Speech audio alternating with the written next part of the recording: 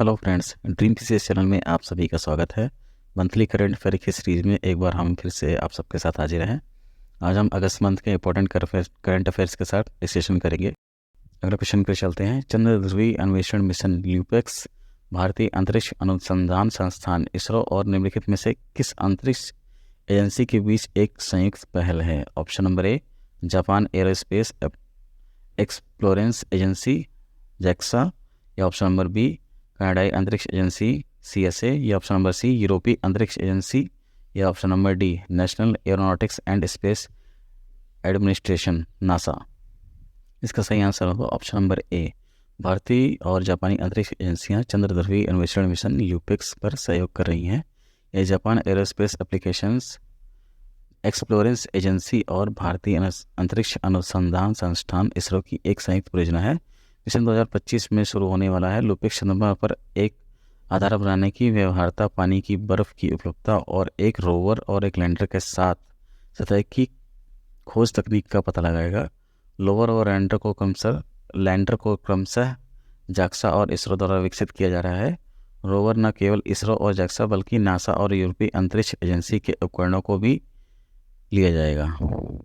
Next question, निम्नलिखित में से कौन हाल ही में पहचाने गया डोमेन गणित से संबंधित है? Option number A artificial intelligence, option number C B blockchain नवाचार, ऑप्शन नंबर सी अधिचालकता, या ऑप्शन नंबर डी अंतरिक्ष की खोज।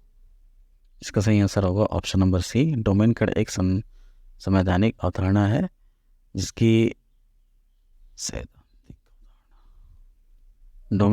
सैद्धांतिक अवधारणा है जिसकी भविष्यवाणी भौतिक विज्ञानी डेविड पॉइंस ने 1956 में की थी।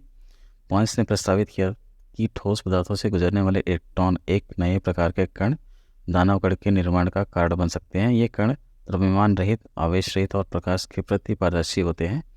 अतिचालकता विद्युत आवेश को शून्य प्रतिरोध वाली सामग्री के माध्यम से स्थानांतरित करने की अनुमति देती है। बिंदुओं के बीच ऊर्जा हस्तांतरण अत्यधिक कुशल हो जाता है। गर्मी के नुकसान से रहित सिद्धांत रूप में यह एक विद्युत ऊर्जा को 100% दक्षता और बिना किसी गर्मी हानि के दो साइटों के बीच ले जाने की अनुमति देता है। नेक्स्ट क्वेश्चन की ओर चलते हैं। उमियाम झील, जिसे 12 पानी झील के नाम से भी जाना जाता है, हाल ही में खबरों में थी, किस राज्य में स्थित है? Option number A Nagaland, option number B Manipur, option number C Meghalaya, option number D Assam. इसका सही आंसर होगा ऑप्शन नंबर सी। उमियाम झील मेघालय की सबसे बड़ी कृत्रिम झीलों में से एक है। इसे स्थानीय तौर पर 12 पानी या बड़ा पानी के नाम से जाना जाता है। सिल्वर हिल्स और खासी पाइन्स के पेड़ इस विशाल झील की सुंदरता है। शुरुआत में इसे पनबिजली उत्पादन के लिए एक बांध या जलाशय के रूप में स्थापित किया गया था, लेकिन वर्तमान में एक लोकप्रिय पर्यटन स्थल है। नेक्स्ट क्वेश्चन की ओर चलते हैं। हाल ही में समाचारों में देखा गया मैलारा पंथ किस क्षेत्र से संबंधित है? ऑप्शन नंबर ए कर्नाटक और Maharashtra, option number B Aravalli पर्वतमाला की तलहटी पहाड़ियाँ, ऑप्शन नंबर सी उड़ीसा का तटीय क्षेत्र, ऑप्शन नंबर डी तिब्बती पठार और नेपाल। इसका सही आंसर होगा ऑप्शन नंबर ए। हाल ही में कर्नाटक के उडुपी जिलों के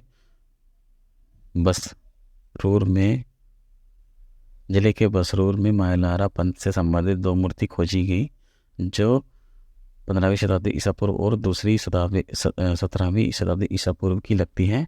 खोजी गई मूर्ति कला से साबित हो गया है कि प्राचीन मैलारा पंथ कर्नाटक के तटीय क्षेत्र में मौजूद था। इसमें एक शाही नायक के घोड़े पर बैठे हुए दिखाया गया है जिसके दाएं और बाएं हाथों में क्रमशः तलवार और कटोरा है। बैठी हुई मुद्रा में दिखाया गया घोड़ा भी इस मूर्ति की विशिष्टता है जो 15वीं शताब्दी ईस्वी की लगती है। इस मूर्ति में मैलारा और मैलाला देवी एक अलंकृत घोड़े पर बैठे हैं और दोनों अपने दाहिने हाथों में तलवार पकड़े हुए हैं। नेक्स्ट क्वेश्चन की ओर चलते हैं। अगला क्वेश्चन, पिरिकुरा जनजाति निम्नलिखित में से किस क्षेत्र से संबंधित है? ऑप्शन नंबर ए दक्षिण अमेरिका का अमेज़न वर्षावन, ऑप्शन नंबर बी अफ्रीका का कॉन्गो वर्षावन, ऑप्शन नंबर सी म्यांमार के उष्णकटिबंधीय वर्षावन, या ऑप्शन नंबर डी अंडमान और निकोबार द्वीप समूह के उष्णकटिबंधीय वर्षावन क्षेत्र से। इसका सही आंसर होगा ऑप्शन नंबर ए। ब्राज़ील को हाल ही में पिरिकुरा जनजाति के अंतिम जीवित बचे लोग मिले जो पूरी तरह से विलुप्त होने के कगार पर हैं। पिरिकुरा जनजाति दक्षिण अमेरिका के अमेज़न वर्षावन से संबंधित है। वे एक बड़े स्वदेशी समूह की शाखा हैं जो कभी जंगल में एक बड़े हिस्से में फैले हुए थे, त्रिपुरा संरक्षित क्षेत्र को व्यावसायिक दोहन के लिए लोगों को दिया जा रहा है। नेक्स्ट क्वेश्चन की ओर चलते हैं। अगला क्वेश्चन है, हाल ही में सुप्रीम कोर्ट ने मणिपुर में राहत और पुनर्वास की निगरानी के लिए एक समिति नियुक्त की। समिति की अध्यक्षता किसके द्वारा की गई है? Option number A Geeta Mittal, option number B Shalini Fonsler Joshi, option number C Asha Menon या option number D Indu Malhotra. इसका सही आंसर होगा ऑप्शन नंबर ए।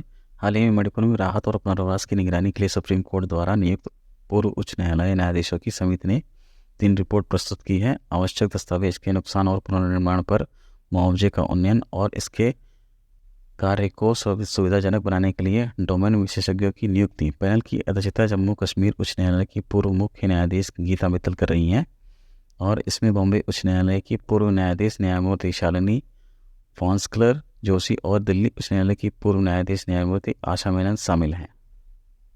नेक्स्ट क्वेश्चन की ओर चलते हैं। हाल ही में खबरों में रहे मैटी केले को जीआई टैग दिया गया है, किस राज्य का है? Option number A Tamil Nadu, option number B Uttar Pradesh, option number C Bihar या option number D Andhra Pradesh. इसका सही आंसर होगा option number A Kanyakumari Tamil Nadu के मैटी केले को जीआई टैग प्रदान किया गया। मैटी केला आमतौर पर बेबी केला के नाम से जाना जाता है और यह अपनी विशिष्ट सुगंध और शहद जैसे स्वाद के लिए जाना जाता है। इसकी कम कुल घुलनशील ठोस सामग्री इसे शिशु आहार के रूप में अनुशंसित करती है।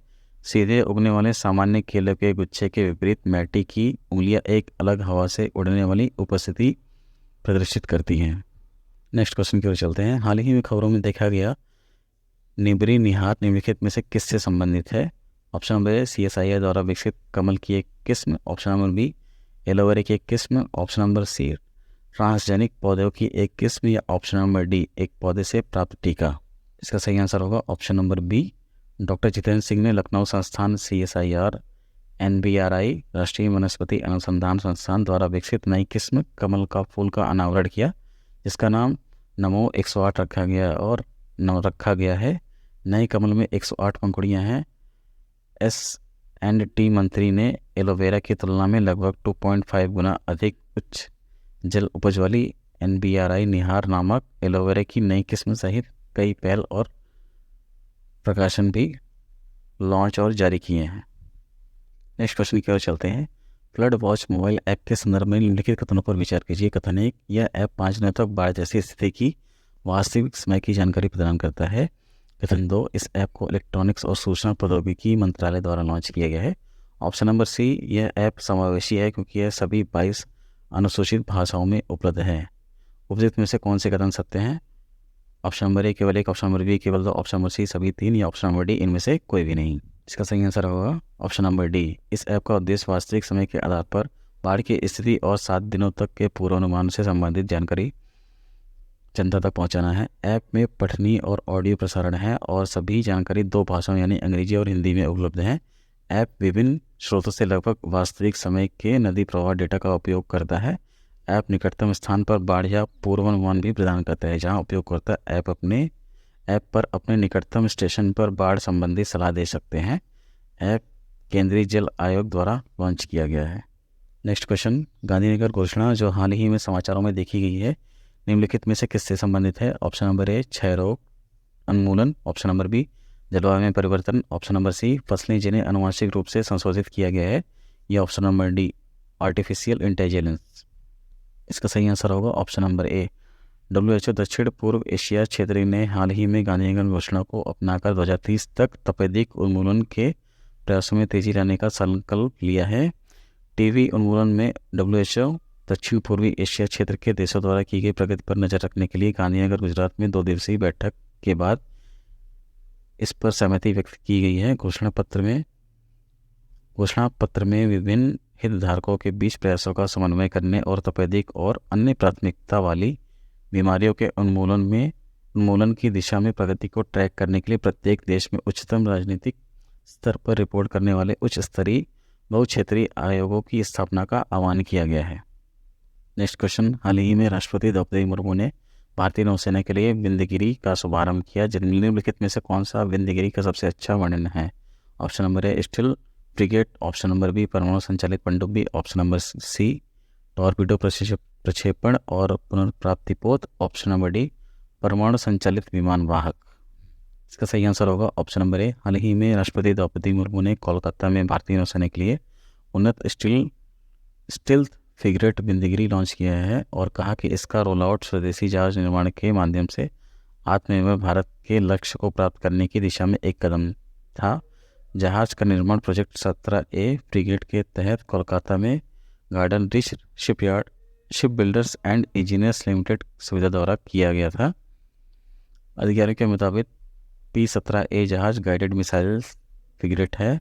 वे 149 मीटर लंबे और लगभग 6,670 टन का विस्थापन और 28 समुद्री मील की गति के साथ ये जहाज हवा, सतह और उपसतह तीनों आयामों में खतरे को बेअसर करने में सक्षम है। अगला क्वेश्चन, हाल ही में समाचारों में देखा गया ऑपरेशन जेरिको किससे संबंधित है?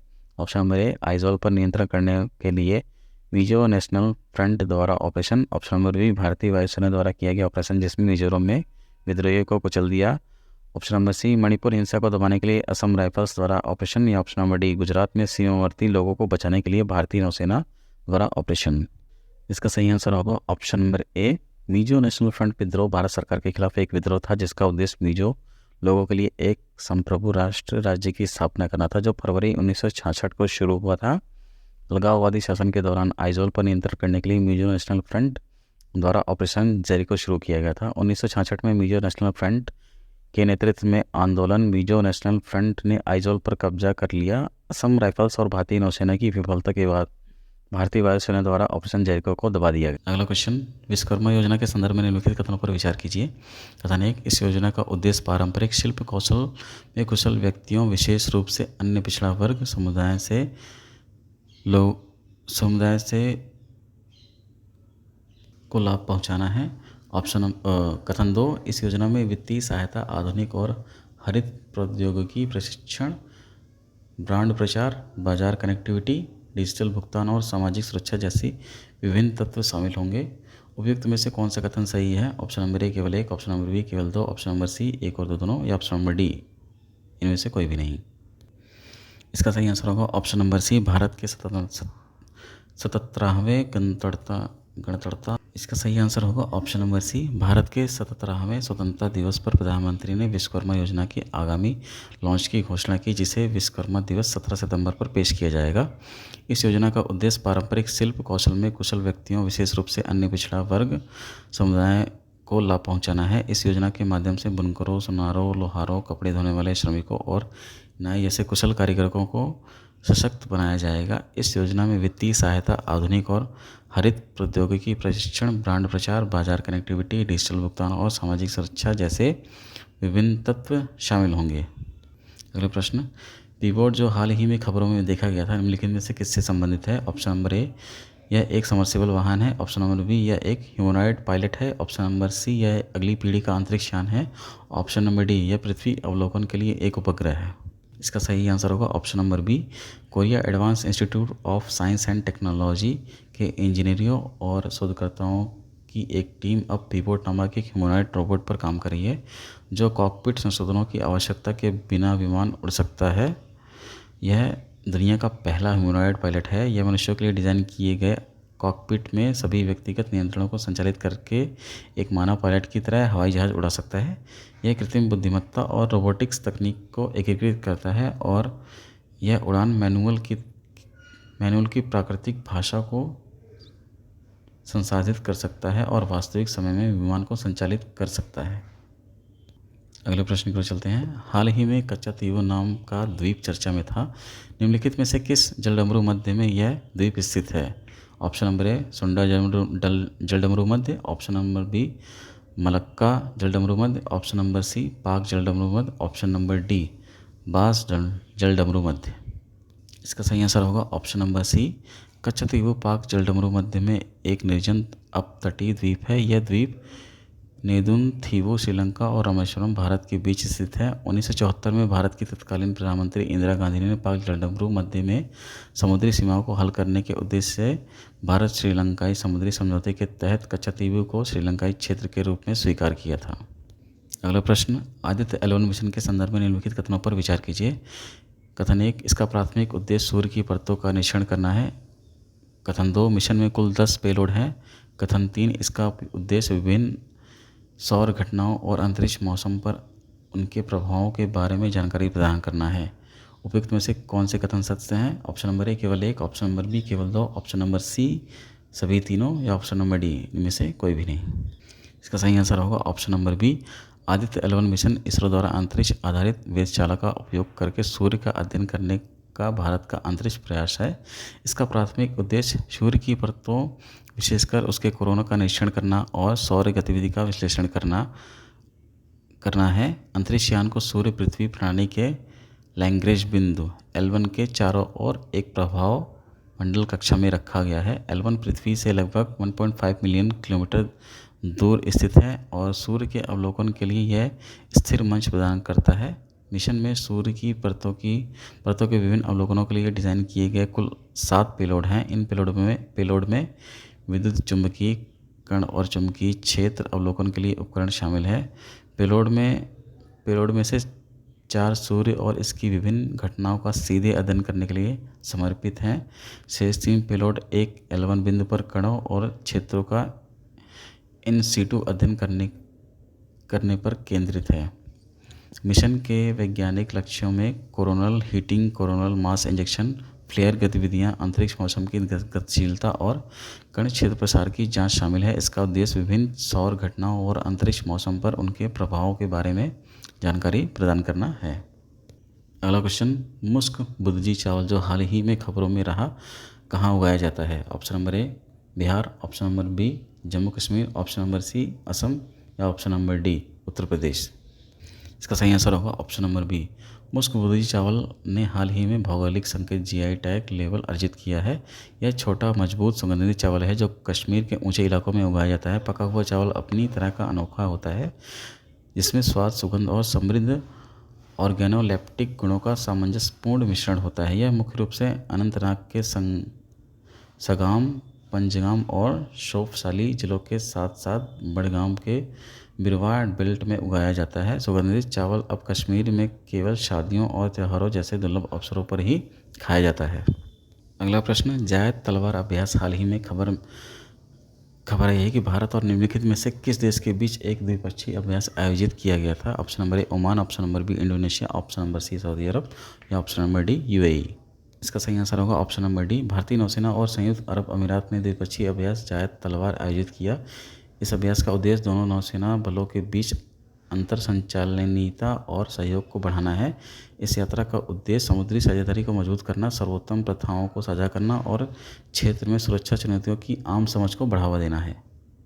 निम्नलिखित युग्मों पर विचार कीजिए। भारतीय दंड संहिता 1860, भारतीय नागरिक सुरक्षा संहिता विधेयक 2023, कथन 2 युग्म 2, दंड प्रक्रिया संहिता 1898, भारतीय न्याय संहिता विधेयक 2023, युग्म 3 भारतीय साक्ष्य अधिनियम 1872, भारतीय साक्ष्य विधेयक 2023। उपयुक्त में से कितने युग्म सही हैं? इसका सही आंसर होगा ऑप्शन नंबर ए। 15 अगस्त को प्रधानमंत्री नरेंद्र मोदी जी ने देश के सामने 5 प्रण लिए थे। उनमें से एक था गुलामी के सभी चिन्हों को ख़त्म करना। आज के 3 विधेयक श्री मोदी के इस संकल्प को पूरा करने जा रहे हैं। भारतीय दंड संहिता 1860 को भारतीय न्याय संहिता विधेयक 2023 द्वारा प्रस्तावित किया जाएगा। आपराधिक प्रक्रिया संहिता 1898 को भारतीय नागरिक सुरक्षा संहिता विधेयक 2023 द्वारा प्रस्तावित किया जाएगा और भारतीय साक्ष्य अधिनियम 1872 को भारतीय साक्ष्य विधेयक 2023 द्वारा प्रस्तावित किया जाएगा। ये 3 निर्वतमान कानून ब्रिटिश शासन को मजबूत करने और उसकी सुरक्षा करने के लिए बनाए गए थे और उनका उद्देश्य न्याय देना नहीं बल्कि दंड देना था। भारतीय विचारधारा से बने ये 3 कानून हमारी आपराधिक न्याय प्रणाली में बहुत बड़ा बदलाव लाएंगे। नेक्स्ट क्वेश्चन की ओर चलते हैं। कौन सा कथन चीन की स्पंज सिटी पहल का सटीक वर्णन करता है? ऑप्शन नंबर ए, इस पहल का उद्देश्य प्रमुख शहरों में जल गहन उद्योगों को बढ़ावा देना है। Option number B, sponge city परियोजनाएं पूरी तरह से वर्षा प्रबंधन के लिए अमेघ कंक्रीट का उपयोग करने पर केंद्रित है। ऑप्शन नंबर सी, पहल का प्राथमिक लक्ष्य शहरी क्षेत्रों में यातायात की भीड़ को संबोधित करना है। या ऑप्शन नंबर डी, इस पहल का उद्देश्य प्रकृति आधारित समाधानों के माध्यम से बाढ़, लचीलापन और जल प्रबंधन में सुधार करना है। इसका सही आंसर होगा ऑप्शन नंबर डी। चीन की स्पंज सिटी पहल शहरी क्षेत्रों में जल प्रबंधन और बाढ़ की चुनौतियों से निपटने के लिए चीनी सरकार द्वारा शुरू की गई एक महत्वपूर्ण शहरी विकास रणनीति है। यह पहल बाढ़ के खिलाफ शहरों की लचीलापन बढ़ाने और समग्र जल प्रबंधन में सुधार के लिए प्रकृति आधारित दृष्टिकोण अपनाती है। अगले प्रश्न की ओर चलते हैं। हाल ही में देखा गया माया ऑपरेटिंग सिस्टम निम्नलिखित में से किस मंत्रालय द्वारा कार्यान्वित किया गया है? ऑप्शन नंबर ए विज्ञान और प्रौद्योगिकी विभाग, ऑप्शन नंबर बी वाणिज्य और उद्योग मंत्रालय, ऑप्शन नंबर सी नवीन एवं नवीकरणीय ऊर्जा मंत्रालय, ऑप्शन नंबर डी रक्षा मंत्रालय। इसका सही आंसर होगा ऑप्शन नंबर डी। रक्षा के साथ साथ महत्वपूर्ण बुनियादी ढांचे पर बढ़ते साइबर और मैलवेयर हमलों के बीच रक्षा मंत्रालय विंडोज़ ओएस को माया ओएस में बदल देगा। नया OS open source platform Ubuntu पर आधारित है। मालिकाना सॉफ्टवेयर के विपरीत हर किसी को ओपन सोर्स कोड को संशोधित करने और पुनः उपयोग करने की स्वतंत्रता है। इसके अलावा इन प्रणालियों में एक एंड पॉइंट डिटेक्शन और सुरक्षा प्रणाली चक्रव्यूह भी स्थापित किया जा रहा है। नेक्स्ट क्वेश्चन की ओर चलते हैं। 2023 आईएमओ ग्रीन हाउस गैस रणनीति के संदर्भ में निम्नलिखित कथनों पर विचार कीजिए। कथन 1, इस रणनीति का लक्ष्य 2030 तक अंतर्राष्ट्रीय शिपिंग से ग्रीन हाउस गैस उत्सर्जन को कम से कम 50% तक कम करना है। कथन 2, यह रणनीति शिपिंग उद्योग में जैव ईंधन और जैव मिश्रणों के उपयोग को बढ़ावा देती है। कथन 3, इस रणनीति को भारत का समर्थन नहीं मिला क्योंकि यह विकासशील देशों पर अधिक प्रतिबंध लगाता है। निम्नलिखित में से कौन से कथन सही हैं? इसका सही आंसर होगा ऑप्शन नंबर ए। हाल ही में संयुक्त राष्ट्र अंतर्राष्ट्रीय समुद्री संगठन आईएमओ ने 2023 आईएमओ ग्रीन हाउस गैस रणनीति अपनाई जिसे भारत का समर्थन प्राप्त था। 2023 आईएमओ जीएचजी रणनीति का लक्ष्य 2008 की तुलना में 2030 तक अंतर्राष्ट्रीय शिपिंग के कुल वार्षिक जीएचजी उत्सर्जन को कम से कम 20% कम करना है। शिपिंग उद्योग अंतर्राष्ट्रीय शिपिंग से कुल वार्षिक जीएचजी उत्सर्जन को कम से कम 70% तक कम करना चाहता है, 80% के लिए प्रयास कर रहा है। 2008 की तुलना में 2040 तक यह रणनीति शिपिंग उद्योग में जैव ईंधन और जैव मिश्रणों के उपयोग को बढ़ावा देती है। इस रणनीति का भारत ने आक्रामक ढंग से समर्थन किया। Inter governmental panel on climate change 2022 report के अनुसार समुद्री शिपिंग वैश्विक मानव जनित जीएचजी उत्सर्जन के 3% के लिए जिम्मेदार है और ये उत्सर्जन तेज़ी से बढ़ रहा है। अगले प्रश्न की ओर चलते हैं। हाल ही में खबरों में देखी गई निराक्षीय निम्नलिखित में से किससे संबंधित है? ऑप्शन नंबर ए टॉर्पीडो पुनर्प्राप्ति और प्रक्षेपण पोत, ऑप्शन नंबर बी परमाणु ऊर्जा द्वारा संचालित एक ice breaker, option number C smog वायु शोधक या ऑप्शन नंबर डी मानव रहित पानी के नीचे वाहन। इसका सही आंसर होगा ऑप्शन नंबर डी। भारत ने अपनी तरह का पहला autonomous under water vehicle Niraakshi launch किया। इसका उपयोग खदान का पता लगाने, खदान निपटान, पानी के नीचे सर्वेक्षण आदि के लिए किया जा सकता है। इसकी क्षमता 4 घंटे है। यह 300 मीटर गहराई तक जा सकती है। यह garden rich ship builders and engineers limited और एमएसएमई इकाई aerospace engineering private limited AEPL का एक सहयोग है। अगले प्रश्न की ओर चलते हैं। निधि कार्यक्रम जो हाल ही में समाचारों में देखा गया निम्नलिखित में से किस मंत्रालय की एक पहल है? ऑप्शन नंबर ए सूक्ष्म लघु और मध्यम उद्यम मंत्रालय, ऑप्शन नंबर बी वित्त मंत्रालय, ऑप्शन नंबर सी विज्ञान और प्रौद्योगिकी मंत्रालय, ऑप्शन नंबर डी वाणिज्य और उद्योग मंत्रालय। इसका सही आंसर होगा option number C national initiative for developing and harnessing innovation NIDHI startups के लिए 5 साल की अवधि में इनक्यूबेटरों और स्टार्टअप्स की संख्या को दोगुना करने की एक एंड टू एंड योजना है। 2016 में विज्ञान और प्रौद्योगिकी विभाग DST द्वारा शुरू किए गए निधि कार्यक्रम का उद्देश्य भारत में नवाचार और स्टार्टअप संस्कृति को बढ़ावा देना है। इसका उद्देश्य देश भर में S&T आधारित उद्यमिता को स्टार्टअप पारिस्थितिकी तंत्र को बढ़ावा देना और स्काउटिंग समर्थन और स्केलिंग नवाचारों के माध्यम से स्टार्टअप का पोषण करना है। नेक्स्ट क्वेश्चन की ओर चलते हैं। अगला क्वेश्चन है स्पाइक मिसाइल के संबंध में निम्नलिखित कथनों पर विचार कीजिए। कथन यह एक दागो और भूल जाओ anti tank guided missile ATGM है। यह रक्षा अनुसंधान और विकास संगठन द्वारा भारत में स्वदेशी रूप से निर्मित है। कथन 3, यह non line of vision mode में काम कर सकता है जिसे गनर को ढकी हुई स्थिति से काम करने की सुविधा मिलती है। निम्नलिखित में से कौन से कथन सत्य हैं? इसका सही आंसर होगा option number B. Spike missile वास्तव में एक दागो और भूल जाओ एंटी टैंक गाइडेड मिसाइल है। इसे ज़मीनी वाहनों, हेलीकॉप्टरों और नौसैनिक जहाज़ों से जहाज़ों जैसे विभिन्न प्लेटफॉर्मों से लॉन्च करने के लिए डिज़ाइन किया गया है। मिसाइल उच्च सटीकता और प्रभावशीलता के साथ टैंक सहित बख्तरबंद लक्ष्यों पर हमला करने में और उन्हें नष्ट करने में सक्षम है। इसमें उन्नत मार्गदर्शन प्रणालियाँ हैं जो इसे दागने की अनुमति देती हैं और फिर निरंतर ऑपरेट नियंत्रण की आवश्यकता के बिना स्वचालित रूप से लक्ष्य को ट्रैक और हिट करने की अनुमति देती हैं। स्पाइक मिसाइल डीआरडीओ द्वारा भारत में स्वदेशी रूप से निर्मित नहीं है। स्पाइक मिसाइल दरअसल इजरायली रक्षा company Rafael advance defence system का उत्पाद है। इसे इसराइल में विकसित और निर्मित किया गया था। हालांकि भारतीय सेना ने अपनी एंटी टैंक क्षमताओं को बढ़ाने के लिए स्पाइक मिसाइल प्रणाली को अपने शस्त्रागार में हासिल और एकीकृत कर लिया है। यह non line of vision mode में काम कर सकता है, जिसे गनर को ढकी हुई स्थिति में काम करने की अनुमति मिलती है। यह मानव पोर्टेबल वाहन प्रक्षेपित और हेलीकॉप्टर प्रक्षेपित वेरिएंट में उपलब्ध है। यह 30 किलोमीटर तक की दूरी तक लक्ष्य पर हमला कर सकती है। वीडियो पसंद आई हो तो ड्रीम पीसीएस चैनल को सब्सक्राइब करें और ज़्यादा से ज़्यादा लोगों तक वीडियो को शेयर करें।